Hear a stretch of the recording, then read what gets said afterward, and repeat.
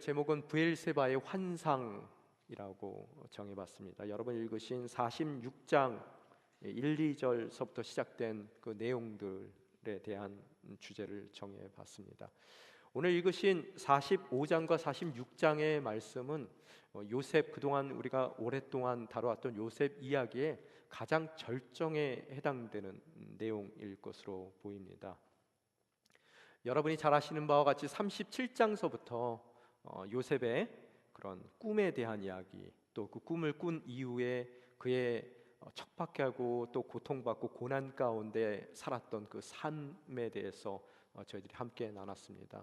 그래서 말씀드린 것과 같이 하나님께서 우리에게 꿈을 주시고 또 하나님께서 그 꿈을 이루어 나가시는 하나님의 방법은 꿈 같은 방법으로 우리에게 꿈을 이루어 주시는 분은 아니시라라고 말씀을 드렸어요.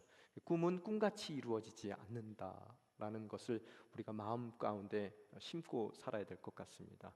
그 인생 가운데 주님께서 어려운 일들을 허락하시고 결국 41장에 보면 비로소 바로 앞에 서 있는 요셉을 우리가 보게 됐고, 또 바로의 꿈의 해몽을 통해서 상대의 그 꿈을 통해서 요셉에게 허락했던 요셉의 꿈을 이루시는 하나님 우리들이 읽어봤습니다.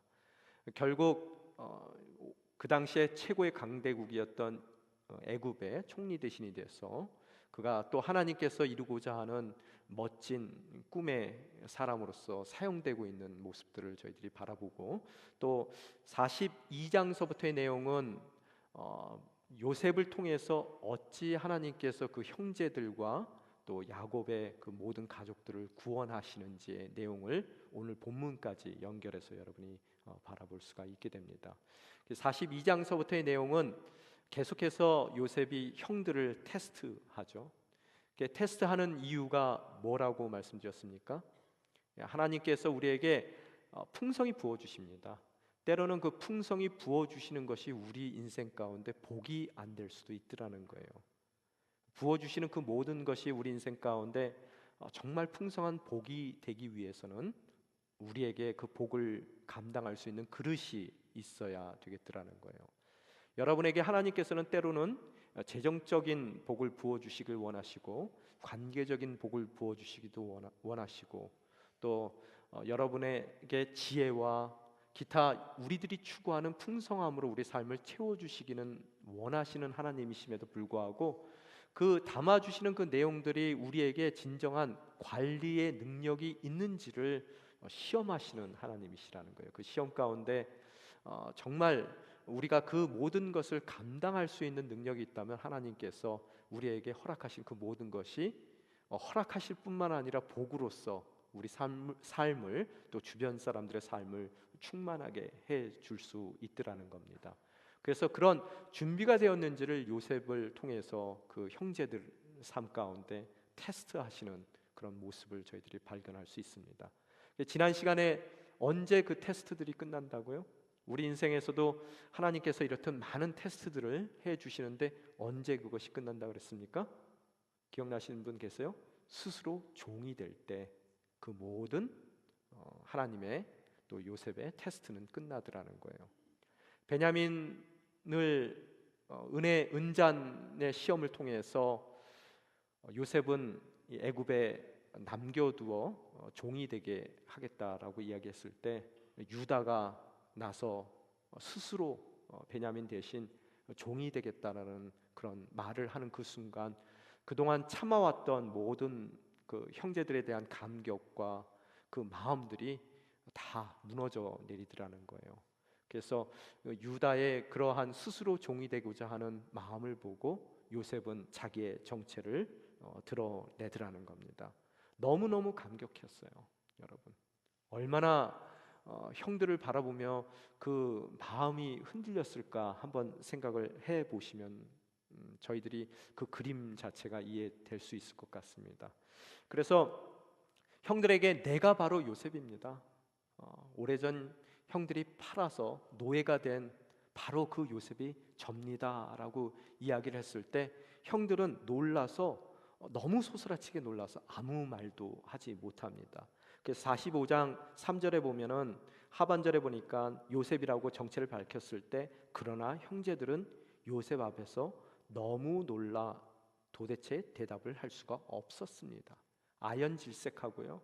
그래서 그 어떠한 말도 할 수 없는 그런 놀라운 상황 가운데 있었고, 또 4절에 보니까 형제들에게 말할 때 제게 가까이 오십시오라고 요셉이 이야기하는 것을 본다면 말문만을 잃은 것이 아니라 너무 깜짝 놀라서 요셉 앞에 있던 형들이 뒤로 물러났던 것 같아요.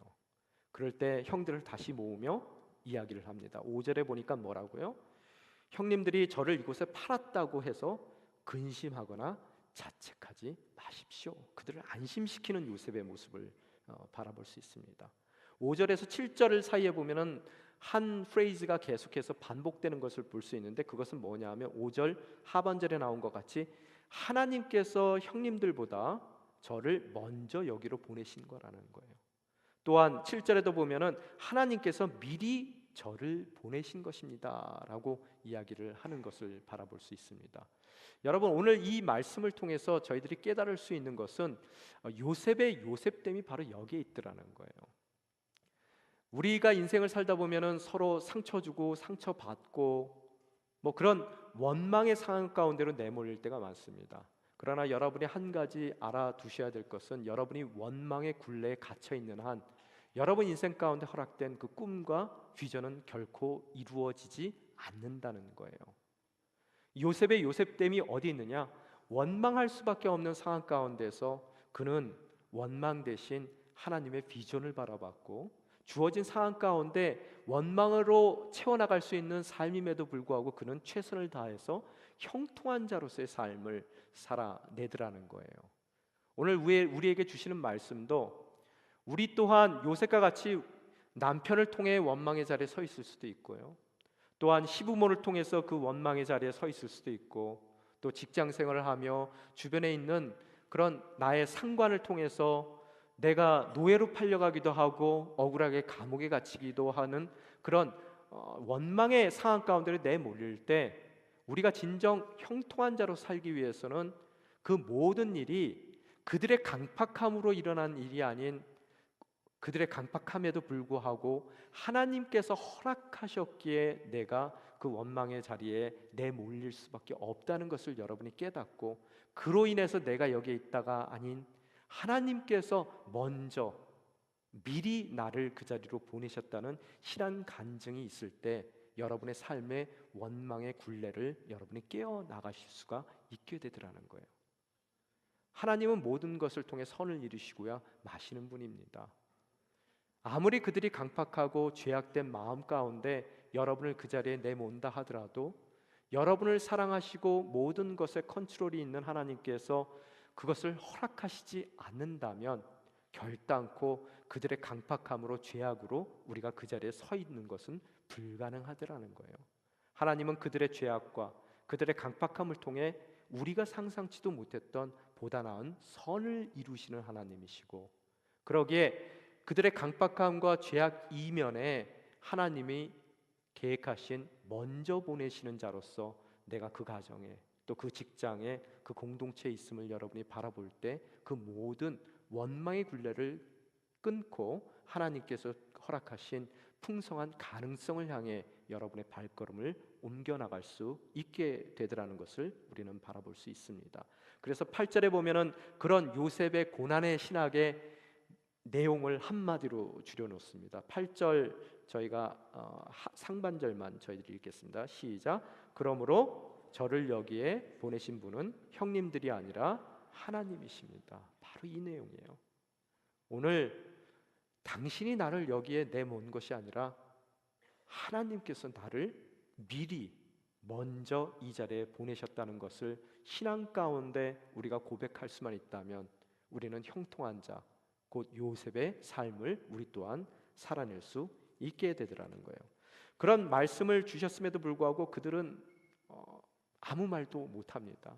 그래서 성경에 보니까 요셉이 형들에게 재촉을 해요. 빨리 아버지 내게로 모셔오십시오 라고 재촉을 하는데도 불구하고 형들은 입을 아직까지도 다물고 있습니다. 그래서 요셉은 14절에 보니까 자기 동생 베냐민 너무나 사랑하고 그동안 베냐민을 봤을 때 얼마나 마음이 뭉클했겠습니까? 그래서 베냐민을 먼저 끌어안고 목을 끌어안고 울고 그에게 입맞춤하는 요셉의 모습을 바라볼 수 있습니다. 그런데 15절에 보니까 신앙 고백만 하나님께서 미리 보내셨다라고 하는 것이 아니라 그의 진정한 마음의 상태를 저희들이 한번 볼 수가 있습니다. 15절 한번 읽겠습니다. 시작.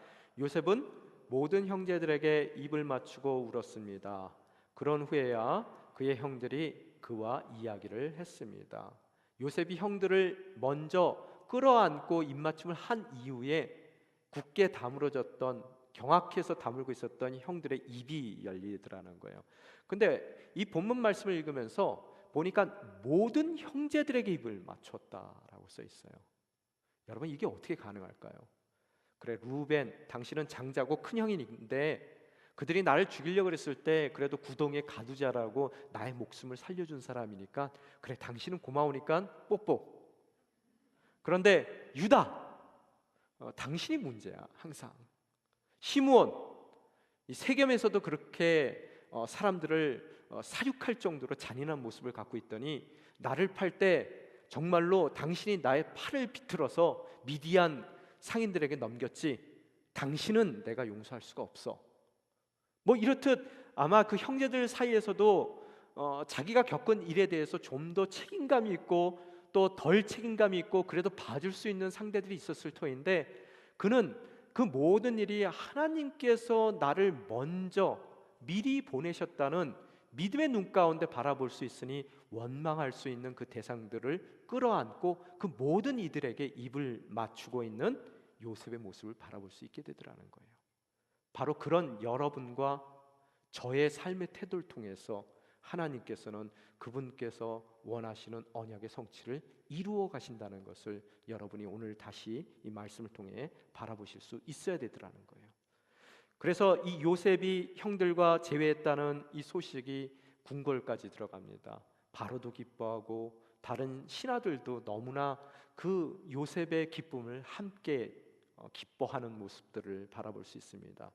그 이후에 이제는 바로의 명령에 따라 또 허락에 따라 그 형제들을 다시 가나안 땅에 모든 식구들과 아버지 야곱을 다시 애굽으로 데려올 수 있도록 보내는 그런 일들이 벌어집니다. 그래서 수레를 주고요, 또 많은 먹을 것, 그 여행길에 필요한 먹을 것을 주고, 또 성경에 보니까 새 옷도 입혔어요. 근데 베냐민에게는 은 300개와 다른 형들에게 안 주었던, 또 다른 형들은 옷을 한 벌밖에 안 줬는데 이 베냐민에게는 옷 5벌을 줬습니다. 그렇지만 형제들은 더 이상 시기와 질투 가운데 그를 미워하지는 않더라는 거예요. 그러고 나서 이 나귀 10마리 또 암나귀 10마리에 이 각각 이집트에서 가장 멋진 그런 물건들을 실은 10마리와 또 그들에게 필요한 양식, 오고 가는 길에 풍성히 먹을 수 있는 양식을 또 암나귀 10마리에 실어 보내는 모습을 바라볼 수 있습니다. 여러분 한번 보세요. 이것만 하더라도 나귀가 20마리입니다. 또 자기네들이 끌고 왔었던 나귀도 있을 거고요, 또 끌고 가는 수레도 있을 것이고, 그 나귀마다 먹을 거와 진귀한 보물들이 가득했을 겁니다.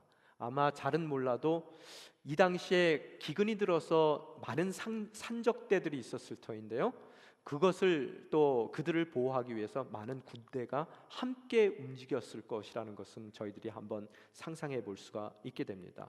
그러고 나서 결국 그들은 다시 가나안 그 야곱의 집으로 돌아가게 됩니다. 25절 한번 읽겠습니다. 시작. 이렇게 해서 형제들이 이집트에서 가나안 땅에 있는 아버지 야곱에게로 왔습니다. 26절 한번 읽겠습니다. 그들이 야곱에게 말했습니다. 요셉이 아직 살아있으며 온 이집트를 다스리고 있습니다. 야곱은 심장이 멈추는 듯했습니다. 그는 아들들의 말을 믿을 수가 없었습니다. 오늘 여러분 이 글을 읽으시면서 가장 멋진 장면인데요, 그 야곱의 감격이 읽혀지세요? 남의 얘기라서 신경 안 쓰세요? 어떠세요? 여러분 몇 년 헤어져 있었습니까? 여러분 몇 살에 요셉이 팔려갔죠? 17살. 그리고 요셉이 총리 대신이 된 나이가 몇 살이죠? 30살. 그럼 빼기 하면 뭡니까? 13년이죠. 또한 꿈에서 나왔던 것 같이 그들에게는 7년의 풍년이 있었어요. 그러면은 13 플러스 7 하면 몇이죠? 20년이죠. 또한 성경에 보면은 흉년이 7년 동안 있을 것인데 벌써 2년의 흉년의 기간이 있었더라고 성경은 이야기하고 있습니다. 도합 합치면 몇 년입니까? 22년이에요. 여러분 한번 생각해 보십시오. 요셉이 어떤 아들입니까? 채색 옷을 입혔던 아들이고 자기가 가장 사랑했던, 이 사람은 라헬 컴플렉스에 빠져 있었던 사람이에요. 평생을요. 야곱은 그 아들입니다. 그래서 늘 기뻐했던 아들이고 인생 가운데 가장 소중했던 아들이에요. 그러나 어느 날 찢어진 채색 옷, 피가 묻어 있는 채색 옷을 바라보며 그 아들이 죽었다라는 것을 생각하고, 또 22년 동안 이 가정 가운데 어떤 일이 있었겠습니까? 그 어떤 누구도 요셉에 대해서, 아니 애굽에 대해서 정말 언급조차도 기피하는 정말 잿빛의 우울한 그런 가정이었을 거예요. 정말 늘 그 마음 가운데 그 요셉에 대한 애잔함이 있었을 것이고 눈물을 흘렸을 것이고 22년의 고통의 시간 가운데서 보냈던 그 야곱에게 오늘 어떤 소식이 전해집니까? 죽었다라고 생각했던 바로 그 아들이 살아있다는 거예요. 여러분 이 감격이 느껴지세요? 또한 그 아들이 그냥 살아있는 것이 아니라 어떻게 살아있다고요? 그 당시에 가장 강대국인 이 애굽의 총리 대신으로 지금 모든 영광을 누리는 그런 아들로, 또 내가 우리 가정이 지금 겪고 있는 모든 기근의 문제를 해결해 줄 수 있는 열쇠를 갖고 있는 구원자로서의 아들로 살아있다는 소식을 받게 되더라는 거예요. 심장이 멈추는 듯했어요. 어떤 소리일까요? 믿지 못했다라고 그래요. 아들들이. 물론 이 아들들 캐릭터를 보면은 믿을 수 없는 캐릭터들입니다. 여러분 기억하시죠? 그 내용들을요. 그런데 왜 믿지 못했을까 곰곰이 생각해 보니까 여러분이 정말로 간절히 원했던 것은 들었을 때 행여 그 말이 나중에 사실과 다르다라고 다시 깨달았을 때 느끼게 되는 실망감이 두려워서 전해진 소식을 우리가 안 믿으려고 그럴 수도 있단 말이에요.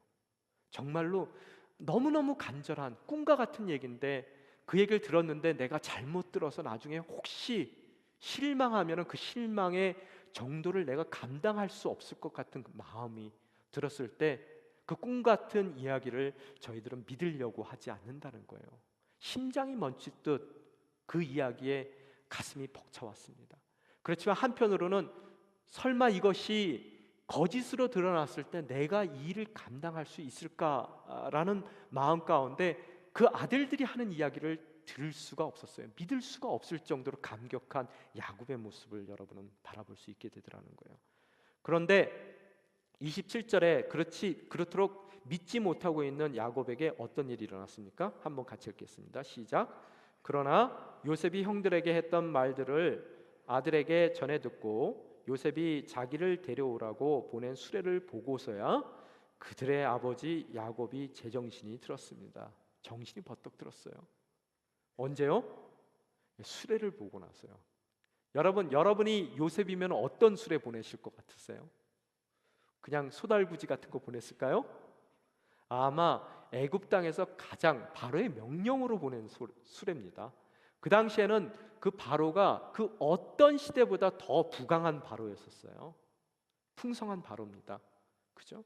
그때 그가 보냈던 수레를 보고 나서 이 수레는 범사한 수레가 아니구나. 정말로 요셉이 살아있는 것이고 요셉이 그냥 살아있는 것이 아니라 그 당시에 가장 모든 것을 쥐고 있는 총리 대신으로서의 삶을 살고 있구나 라는 것을 그 수레를 통해서 바라볼 수 있게 되더라는 거예요. 감이 안 오세요?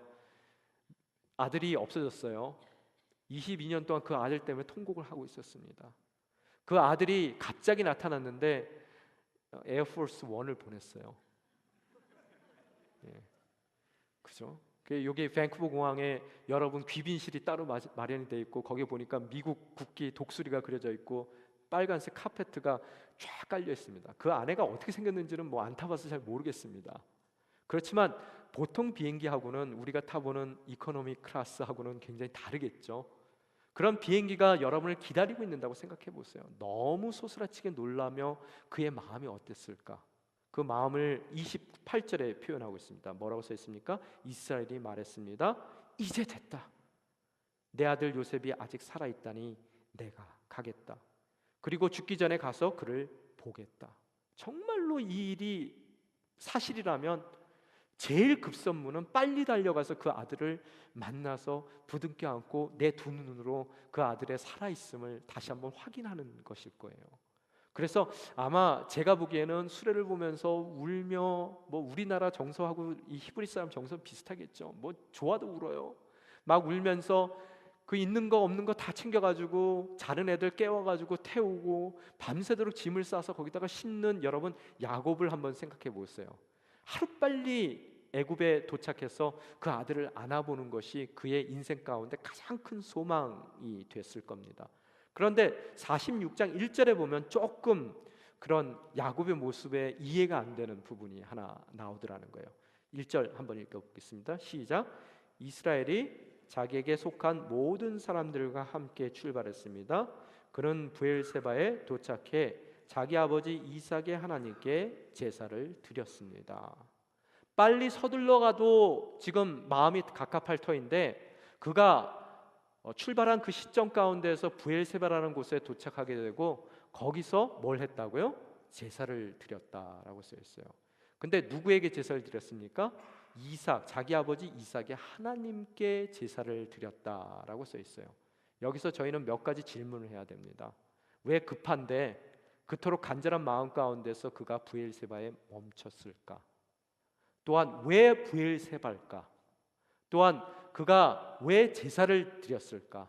여기서도 제사라는 단어가 제하밈이라고 써 있습니다. 임하고 붙으면은 히브리 말에서는 무슨 뜻이에요? 복수를 뜻하는 거예요. 한 번만 제사를 지내는 것이 아니라 여러 번의 제사를 드렸다라는 얘기예요. 그래서 영어 성경에 보면 sacrifices라고 나와요. 한 번이 아닙니다. 여러 번을 드렸는데 왜 이 바쁜 시간에 그가 정말 한시가 급할 텐데 제사를 여러 번 드리며 아마 제가 보기에는 철야를 했을 수도 있고요. 또 아니면은 그곳에서 며칠을 묵었을 수도 있습니다. 제사를 드리기 위해서. 왜 그랬을까? 또한 보통 제사를 드릴 때 하나님이라고 표현했을 때 아브라함의 하나님, 이삭의 하나님에게 제사를 드렸다라고 하면은 이해가 되는데 왜 이번에는 아브라함이라는 이름이 빠지고 자기 아버지만 거론이 됐을까?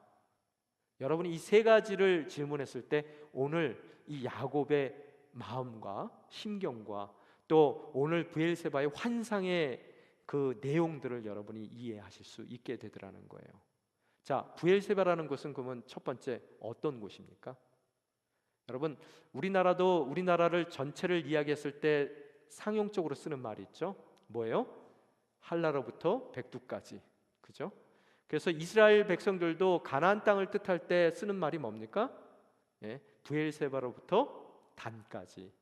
단은 가장 최북단의 이 가나안 땅을 의미하는 것이고 브엘세바는 어떻다고요? 가장 남단을 뜻합니다. 이 브엘세바의 의미라는 것은 뭐냐면 이제 브엘세바에서 한 발만 내뛰면은 무슨 소리입니까? 약속의 땅 가나안 땅을 뒤로 한다는 입장이에요. 그 약속의 땅을 떠난다는 이야기입니다. 또한 브엘세바와 이삭의 하나님이라는 말을 연결해서 봤을 때 물론 브엘세바라는 이름을 아브라함 때 붙인 이름이죠. 그 운물을 팠는데 거기서 운물이 나오는 바람에 아브라함도 그곳에 운물가 옆에 그 에셀 나무를 하나 심고 하나님의 은혜를 기념하는 행사는 했어요. 그렇지만 이삭의 경우에는 그곳에 제단을 쌓고 하나님께 정식적인 제사를 드린 적이 있더라는 거예요. 아버지 이삭이. 그러면 그 당시의 상황이 어떤 상황인가를 여러분이 보실 수 있어야 되더라는 거예요. 이 가정, 믿음의 가정 가운데 항상 그들에게 전통적으로 나오는 것은 애굽에 가는 것이 부정적인 것이라는 거예요. 항상 이 사람들이 가뭄이 들고 살기가 어려워지면은 항상 믿음의 가족들이 쳐다봤던 곳이 어디입니까? 애굽이에요. 그래서 아브라함은 기근이 들었을 때 하나님한테 묻지도 않고 애굽으로 건너갔다. 거기서 자기 인생 가운데서 가장 최대 위기를 맞이하게 되더라는 거예요. 아내를 뺏길 뻔합니다. 이미지가 안 좋아요. 그리고 이삭 같은 경우에도 동일하게 기근의 때에 어려움을 겪었을 때 그가 애굽으로 향해 나아가려 그럴 때 하나님께서 그의 환상 가운데 나타나서 어떻게 하셨어요? 가지 말라는 거예요. 하나님께 순종한 결과가 어떻습니까? 그 가뭄의 기간, 기근의 기간 동안에도 그 인생 가운데 100배가 넘는 축복을 주님께서 해주시더라는 거예요. 그런 신실한, 하나님께서 떠나지 말라는 곳을 떠나지 않고 순종하는 그런 믿음 가운데 얻어진 하나님의 축복을 기념하기 위하여 제단을 쌓았던 곳이 바로 어디라고요? 브엘세바라는 거예요. 야곱이 그런 아버지의 제단을 바라보고 있더라는 거예요. 그러면 야곱 입장 가운데서도 어떻습니까? 지금 아들은 봐야 되겠어요. 또한 여러분이 깨달을 수 있는 게 뭐냐 하면은 이제는 기근이 들어서 또 5년 그 기근이 연속되기 때문에 가나안 땅에 머무는 한 이 언약의 가정이 기근을 통해서 살아남을 가능성은 없더라는 거예요. 공동체적인 관점 가운데서도 이 족장으로서 이 모든 식구들을 데리고 애굽으로 이주하는 것이 맞는 것이고요. 또한 개인적인 입장 가운데서도 그렇듯 보고 싶었던 요셉을 만나는 것이, 하루빨리 만나는 것이 개인적인 이유 가운데서 약속의 땅을 떠나는 것도 맞을 것 같아요. 그런데 오늘 브엘세바의 그가 멈추는 그 이유는 조상들의 자기의 그 가정의 내력을 살펴봤을 때 애굽 가는 것이 결코 하나님의 뜻이 아닐 수 있다라고 마음 가운데 고민이 생긴 거예요. 아브라함이 그랬죠. 이삭이 그래서 제단 쌓고 하나님께 감사를 드렸습니다. 자기 입장 가운데서도 어떻습니까? 예전에 아버지 이삭이 결혼할 때도 그 아들이 이 약속의 땅을 떠나지 않아야 되기에 그 아브라함은 엘리에셀 자기 종을 하란에 보냅니다. 아들을 직접 보내지도 않았어요. 그래서 하나님께서 그들을 축복해서 정말로 멋진 엄마를, 야곱에게는 엄마를 얻게끔 해줬단 말이에요. 자기도 장자의 축복은 받았지만 축복을 받고 그가 가나안 땅을 떠나는 그 순간서부터 그 인생은 너무너무 고통의 인생이었고 힘든 인생이었고, 간신히 하나님의 은혜 가운데 정말로 어렵게 가나안 땅으로 돌아온 그 가나안 땅의 가치를 알았던 야곱이에요. 그의 삶을 돌이켜 보더라도 이전에 그 형제들을 애굽에 양식을 사러 보내면서도 여러분, 자수성가한 사람의 특징이 뭐예요? 자기가 다 해야 돼요. 그런데 그가 나이가 물론 들어서 이동하기는 어렵겠지만 특별히 시므온이라는 아들이 잡혀 있고 베냐민을 요구한다라고 한다면은 그 양식을 사러 가는 애굽행 길을 그 가장인 야곱이 직접 이끌었어야 되는 것이 정상일 것 같아요. 워낙 권모술수에 뛰어난 사람이라 그 어려운 역경을 내가 해결할 것이다 라고 가나안 땅을 떠났을 수도 있을 것 같은데, 보면은 아들들만을 보내는 걸 보게 되면은 이 가나안 땅을 떠나서는 안 된다는 생각을 그가 마음 가운데 하고 있었다는 거예요. 그래서 이제는 그 약속의 땅의 경계에 서서 아버지 이삭이 하나님께 쌓던 제단 앞에서 다시 한번 하나님께 묻는 것입니다. 하나님, 떠나는 것이 하나님께 허락된 일입니까? 라고 묻는 거예요. 이해가 되십니까? 우리도 우리 인생 가운데 늘 원칙과 신념을 갖고 살아요. 근데 때로는 하나님께서 새로운 가능성을 열 때가 있어요. 그럼 원칙과 그동안 우리가 전통적으로 우리 삶 가운데 쥐고 있었던 원칙과 그 신념들을 접어야 되는 그런 갈등 가운데, 새로운 가능성을 위해서는 접어야 되는, 우리가 정말로 모든 것을 바꿔야 되는 그런 상황 가운데 놓일 때도 있게 되더라는 거예요. 그럴 때 마음 가운데 갈등이 있습니다. 원칙을 고수해야 되나요? 아니면 주님, 새로운 가능성에 모든 것을 맡겨야 되나요? 예전에 한 목사님 간증을 들은 적이 있어요. 그분은 성서적인 크리스찬으로서 삶을 살기 위해서는 빚을 내면 안 된다라고 생각을 하셨어요. 그래서 목회를 하시면서도 교회 건축을 안 하세요. 그러셨던 분이 새로운 교회에 부임을 하시게 됐는데 그 교회가 건축으로 인해서 막대한 빚을 지고 있더라는 거예요. 너무너무 그 원칙과 신념에 갈등이 많이 생긴 거예요. 정말로 이것이 어떻게 해야 되겠습니까, 주님? 이 사건을 제가 정말로 이 빚들을 어떻게 감당해야 되겠습니까? 그분의 갈등을 바라보면서 저희 또한 저희 인생 가운데 내가 꼭 쥐고 있는, 놓지 말아야 될 우리의 원칙과 하나님에 대한 신념이 있더라는 거예요. 때로는 하나님께서 그걸 놓게 하시기도 하더라는 거예요. 하나님의 새로운 가능성 가운데 우리를 이끄시기 위해서 우리가 아집처럼 붙들고 있었던 원칙을 놓게 하실 때도 있더라는 거예요. 우리의 가장들을 보게 되면은 아내들이 막 뭐라 해요. 어떨 때는 이걸 죽기보다 더 소중히 여겨서 그런 원칙을 고수하던 남편이 갑자기 그 원칙을 다 놔버립니다. 우린 뭐라 그래요? 그럴 때 변덕이 죽을 듯하다. 또 이렇게 마음이 변했다 라고 얘기하는데, 오늘도 이 야곱의 이 모습을 보면 변덕이에요. 세상적으로 보기에. 여러분, 세상에서는 변덕이 있을 수도 있고요, 또한 믿는 자들에게는 뭐라고요? 원칙, 자기의 원칙을 내려놓고 하나님의 새로운 가능성을 향해 나아가는 선택일 수도 있더라는 거예요. 그걸 어떻게 우리가 알 수 있어요? 브엘세바의 제사가 있느냐, 아니면 나 혼자 결정하느냐. 만약에 나 혼자 결정한다면 그건 변덕입니다. 그렇지만 여러분 인생 가운데서 진정 브엘세바의 제단을 쌓는 여러분의 하나님 앞에 무릎 꿇고 나아가는 기도의 순간이 있다면, 그것은 뭐라고요?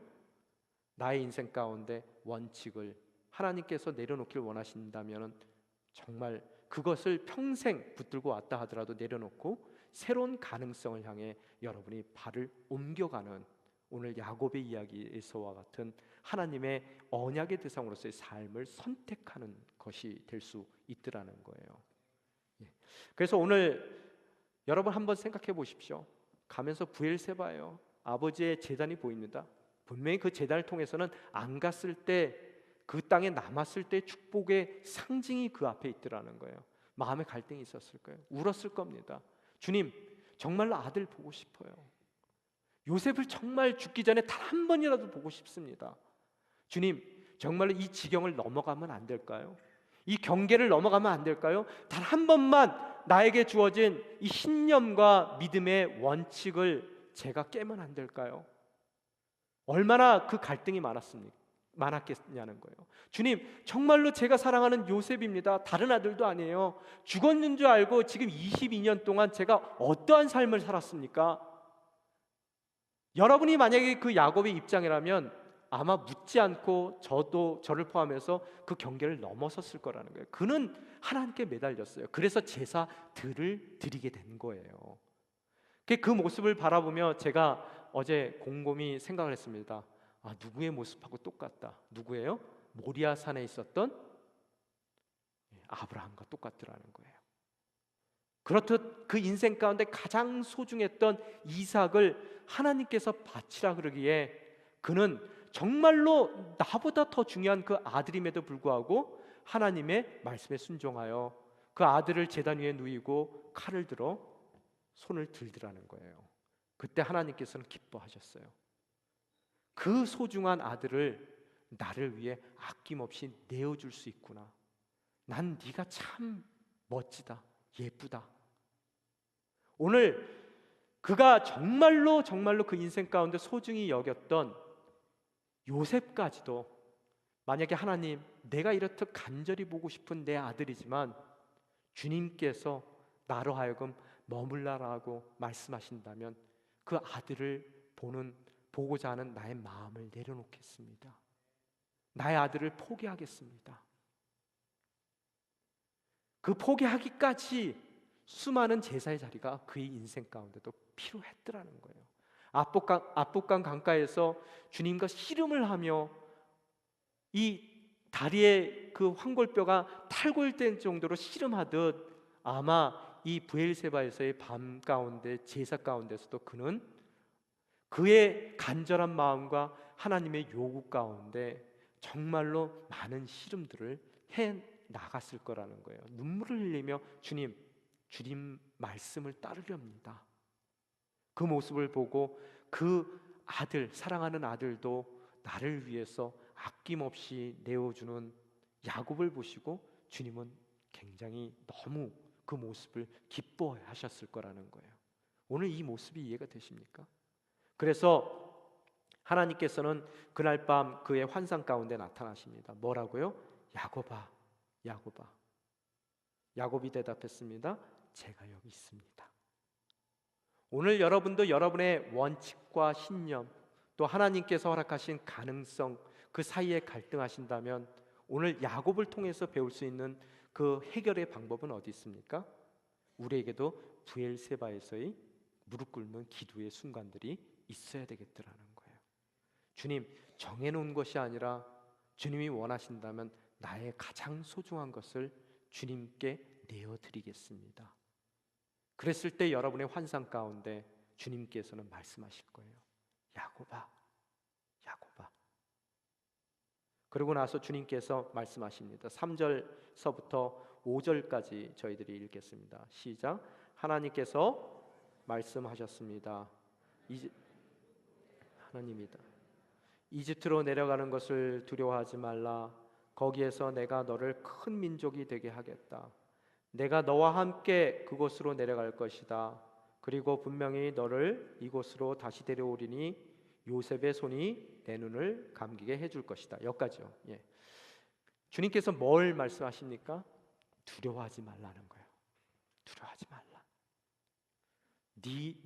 너가 갖고 있는 나를 향한 그 마음을 내가 읽었다. 두려워하지 말라. 그렇듯 가장 소중한 것을 나를 위해서 내어놓을 수 있는 너의 마음을 내가 기뻐한다. 두려워하지 말라. 그러면서 뭐라 그랬어요? 거기에서 이집트에서 내가 너를 큰 민족이 되게 하겠다. 가나안 땅을 떠나는 것이 언약에서 떠나는 것이 아니라 하나님의 임재 가운데서 떠나는 것이 언약을 떠나는 것이에요. 여러분, 이 요셉은 본인의 마음과는 다르게 멀리 애굽까지 팔려가는 인생을 살았지만 그는 하나님이 나와 함께 해주신다는 것이 가장 그 인생 가운데 장소에 대한 신념보다는 하나님과 함께 해주신다는 그런 동행에 대한 그 임재에 대한 원칙을 갖고 있었던 것 같아요. 그래서 그는 어디를 가든지 그 자리가 그에게 약속의 성취의 자리가 되는 형통한 삶을 살고 있더라는 거예요. 물론 그 장소에 대해서도 주님께서 그 언약을 꼭 이루어 주시겠지만 그 장소를 떠난다 하더라도 우리가 온전히 주님께 순종하는 마음만 있다면, 브엘세바의 밤에 그 제사의 순간만 있다면 하나님께서 어디를 가든지 우리와 함께 해주신다는 거예요. 그래서 그 함께 해주시는 하나님께서 우리 인생 가운데 허락하신 모든 하나님의 언약을 성취해 주시기에 그 떠남 자체를 두려워하지 말라라고 말씀하십니다. 그리고 나서 4절에 뭐라고요? 내가 너와 함께 그곳으로 내려갈 것이다. 가나안 땅뿐만 아닙니다. 애굽 땅에도 하나님께서는 함께 해주십니다. 중요한 것은 브엘세바에서의 무릎 꿇고 기도하는 우리의 결단이 있느냐는 거예요. 그러고 나서 하나님께서 말씀하십니다. 그리고 분명히 너를 이곳으로 다시 데려올 것이니 요셉의 손이 내 눈을 감기게 해줄 것이다. 걱정하지 말라는 거예요. 내가 원래 가나안 땅에 머물러야 되는 모든 약속의 조건 또한 네 인생 가운데 허락해 줄게. 또한 네가 그렇게 원하는 요셉을 만나고 또 족장으로서 그 가정을 지킬 수 있는 애굽 땅으로 내려간다 하더라도 내가 너와 함께 그 애굽 땅에 거할 것이다. 또 그곳에서 내가 상상치도 못했던 그런 큰 민족을 이룰 수 있는 은혜를 너희 삶 가운데 내가 베풀어 줄 것이다. 두려워하지 말라. 여러분, 여러분의 원칙은 뭡니까? 여러분의 신점은 뭡니까? 오늘 하나님께서는 때로는 여러분 인생 가운데 그 신념을 고수하는 것이 하나님의 원하시는 요구일 수도 있어요. 아무리 어렵더라도 그 자리를 지키는 겁니다. 때로는 하나님께서 여러분이 그 자리를 지켜야 되는 신념, 그 신념 자체를 내려놓기도 원하실 때도 있더라는 거예요. 그럴 때 여러분 앞에 벌려진 그런 새로운 가능성을 향해 나아가는 방법은 바로 브엘세바에서의 무릎 꿇는 기도의 시간이라는 거예요. 여러분, 하나님께서는 창세기 2장 15절에서도 말씀하십니다. 에덴의 동산을 그들에게 허락하셨을 때 그 동산을 경작하고 지키라라고 말씀하세요. 경작이라는 말 뜻은 그 가능성을 최대한 활용하라는 뜻이고요, 지키라는 말씀은 그 인생 가운데 주신 그대로, 창조하신 그대로를 지켜나가기를 원하시는 말씀이에요. 항상 하나님께서는 여러분이 지키고 있는 그 신념, 여러분이 갖고 있는 그런 원칙들을 고수하기를 원하시지만 동시에 하나님께서 허락하시는 풍성한 가능성을 향해 나아가기도 원하시더라는 거예요. 이 둘 사이에 갈등의 현장 가운데 여러분이 서 계십니까? 만약에 여러분이 오늘 그 자리에 서 있다면 어떻게 하셔야 됩니까? 브엘세바에서 그가 경험했듯이 진정 하나님의 음성을 듣고 또 하나님의 확신을 받을 때까지 기도하며 하나님께 산제사로서의 여러분의 삶을 드릴 때 우리 귀에 속삭여 주시는 하나님의 부드러운, 또 우리를 사랑하시는 음성을 여러분 또한 들으실 수 있으리라 믿습니다. 오늘 그 음성을 듣고 진정 하나님이 원하시는 원칙과 신념을 지키며 또한 그 가능성을 향해 나아가시는 저와 여러분이 되시기를 주님의 이름으로 축원합니다. 이 시간 함께 기도하며 나아가길 원합니다. 주님, 이 땅 가운데서 삶을 살아가며 얼마나 많은 사람들의 원망거리가 되었습니까? 또한 얼마나 많은 이들을 우리들이 원망하며 살았습니까? 주님, 그 원망의 굴레에 갇혀 있는 한 저 인생 가운데 우리들이 이루어 나갈 수 있는 하나님의 언약의 성취는 없음을 저희들이 깨닫습니다. 이 시간 요셉을 통해 보여주신 것과 같이 저에게 꿈을 허락하여 주신 하나님께서 그 꿈을 원망의 상황 가운데 어떻게 이루어 나가는지, 그 원망의 굴레를 어떻게 깨어나가는지 주님께서 좋은 본을 보여주셨습니다. 보여주신 요셉과 같은 원망에 갇혀있지 않는 하나님의 가능성을 향해 나아가는 아름다운 인생이 될 수 있게 도와주시옵소서. 또한 주님, 저희가 지키고자 하는 원칙과 또 주님께서 허락하신 새로운 가능성의 사이 가운데 갈등하는 그런 삶의 현장 가운데 놓일 때도 있습니다. 그럴 때 저희가 묻지 않고 떠나는 행위도 아니고 또 저희들이 주님께서 허락하신 원칙만을 붙들며 주님께서 허락하신 가능성을 놓치지 않는 그런 아둔하지 않는 지혜의 사람이 될 수 있도록 이 시간 무릎 꿇고 주님 앞에 나아가는 브엘세바의 그런 밤이 저희 삶 가운데 가능할 수 있도록, 기도의 시간이 가능할 수 있도록 저희를 붙들어 주시옵소서. 함께 기도하며 나아가시겠습니다. 아버지 하나님, 오늘 이 시간 브엘세바에서 주님 앞에 무릎을 꿇고 요셉에 대한 눈물을 흘리는 야곱의 모습을 저희들이 바라봅니다. 주님, 나의 귀한 요셉을 단 한 번만이라도 볼 수 있게 해주세요. 주님, 그 아이를 한 번만 본다면 제 인생 가운데 모든 것을 다 잃어도 상관이 없습니다. 저 인생 가운데 동일한 고백이 있을 수 있습니다. 그러나 저희가 그 브엘세바의 밤 가운데 무릎을 꿇었을 때 저희 마음 가운데서는 모리아 산에서 무릎을 꿇었던 아브라함과 같이 주님이 원하신다면 우리의 가장 귀한 것을 주님 앞에 내어드릴 수 있고, 주님이 원하신다면, 요구하시기만 한다면 우리 인생 가운데 가장 중요한 것을 주님 앞에 내어드릴 수 있는 믿음의 결단이 있기를 원합니다. 그런 자들을 기뻐하시는 주님이라는 것 저희들이 너무나 잘 알고 있습니다. 오늘 저희가 이러한 원칙과 신념 가운데 또한 우리가 간절히 원하는 우리의 요셉을 만나기를 원하는 우리의 간구 가운데 흘릴 수밖에 없는 눈물과 그 갈등 가운데 쌓여 있습니까? 오늘 이 시간 저에게 브엘세바의 제사와 같이 주님 앞에 무릎 꿇고 주님의 뜻을 간구하며 정말 우리의 옛사람을 쳐서 복종시킬 때까지 주님 앞에 무릎 꿇고 기도하는 기도의 사람들이 될 수 있게 도와주시옵소서. 모리아산에 순종만 있다면, 오늘 브엘세바에서의 순종만 있다면 우리 인생 가운데서도 우리의 환상 가운데 우리를 만나주시고 우리를 붙들어주시고 우리에게 두려워하지 말라라고 말씀해 주시는 주님을 또한 우리 또한 만날 수 있음을 깨닫습니다. 주님을 만날 수 있는 당신의 자녀들이 될 수 있게 도와주시옵소서. 우리를 붙들어 주시옵소서. 주님께서 약속하신 것과 같이 이집트로 내려가는 것을 두려워하지 말라. 거기에서 내가 너를 큰 민족을 이루게 하겠다. 내가 너와 함께 그곳으로 내려가겠다는 주님의 음성을 들을 수 있는 귀한 복된 자녀의 삶을 살 수 있게 도와주시옵소서. 주님, 기도의 자리로 우리를 이끌어 주시고 그 기도의 자리에서 우리의 원하는 것을 주님께 요청하는 것이 아니라 주님이 원하시는 것에 우리의 모든 삶을 순종하며 내어드리는 아름다운 야곱과 같은 인생이 될 수 있도록 우리를 붙들어 주시옵소서. 이 모든 말씀 우리 주 예수 그리스도 이름으로 간절히 기도드리옵나이다. 아멘.